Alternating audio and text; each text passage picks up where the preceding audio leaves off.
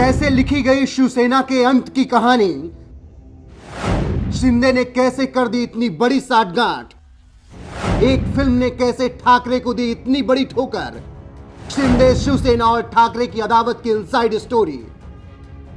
महाराष्ट्र की राजनीति में मौजूदा वक्त के हालात के लिए तमाम किरदार इस वक्त मौजूद हैं और जिम्मेदार भी, लेकिन सबसे बड़ा गेम चेंजर अगर कोई रहा तो वो एकनाथ शिंदे रहे।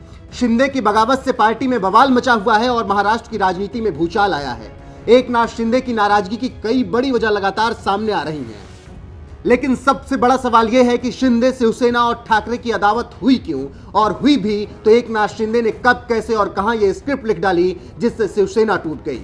तो आज हम आपको बताएंगे इस पूरी अदावत की इनसाइड स्टोरी कि कैसे एक फिल्म ने उद्धव ठाकरे की सत्ता को उखाड़ फेंका है। सबसे पहले यह समझ लीजिए कि शिंदे के अंदर यह विद्रोह 2014 से ही पनपना शुरू हो गया था। जब बीजेपी शिवसेना सरकार में वो कैबिनेट मंत्री थे तो उन्हें काम करने की पूरी खुली छूट थी और लगातार फडणवीस के वो करीबी होते गए, इतने करीब कि फडणवीस उन्हें उप मुख्यमंत्री तक बनाना चाहते थे। लेकिन 2019 में जब जीत मिली और शिवसेना ने पलटी मार दी, तब शिंदे का नाम सीएम पद के लिए भी सबसे आगे था। हालांकि यहां तक सब कुछ ठीक था, लेकिन जब ठाकरे ने दावा ठोका तो उसके बाद शिंदे पीछे चले गए। शिंदे ने अपनी महत्वाकांक्षाओं को दबा लिया, लेकिन वो मौके की तलाश में लगातार रहे।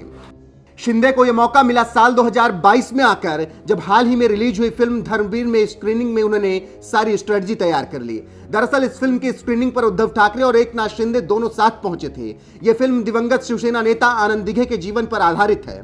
इस फिल्म में एक्टर क्षितिज दाते ने एकनाथ शिंदे का किरदार निभाया, लेकिन स्क्रीनिंग के दौरान ठाकरे को पता नहीं क्या बुरा लगा, वो फिल्म आधी छोड़कर चले गए। जब पता लगाया गया तो ठाकरे ने कहा कि आनंद दिघे की बायोपिक में वो क्लाइमेक्स देखना नहीं चाहते थे, क्योंकि वो एक बार फिर से स्क्रीन पर उन्हें मरता हुआ नहीं देख सकते थे। लेकिन ये बात एकनाथ शिंदे को हजम नहीं हुई, क्योंकि इस फिल्म को एकनाथ शिंदे ने लॉन्च किया था और उन्होंने इसका जमकर प्रमोशन भी किया था। इस फिल्म में एकनाथ शिंदे को आनंद दिघे का असली वारिस बताया गया। कहा जा रहा है कि यही बात उद्धव ठाकरे को पसंद नहीं आई। बता दें कि आनंद दिघे शिवसेना के कद्दावर नेता थे और उनकी बाला साहब ठाकरे से हमेशा असहमति रहती थी। जिस तरह से आज एकनाथ शिंदे और उद्धव ठाकरे आमने सामने हैं, उसी तरह बाला साहब ठाकरे और आनंद दिघे कभी आमने सामने हुआ करते थे।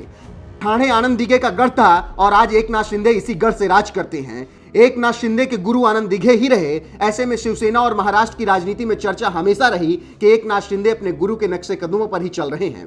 वहीं अब तो वो पार्टी नेतृत्व के खिलाफ बगावत करके अपने गुरु से भी एक कदम आगे निकल चुके हैं। मतलब इस फिल्म की स्क्रीनिंग जैसे ही उद्धव ठाकरे छोड़कर गए, एकनाथ ने नई स्क्रिप्ट लिखी और जो कहानी उन्होंने 2014 में सोची थी उसे पर्दे पर लाने का प्लान बनाया, और यह भी प्लान बनाया कि तुरंत इसे रिलीज किया जाएगा। और उन्होंने फिल्म रिलीज कर भी दी, जिस फिल्म को फिलहाल नाम दे सकते हैं शिंदे की सेना।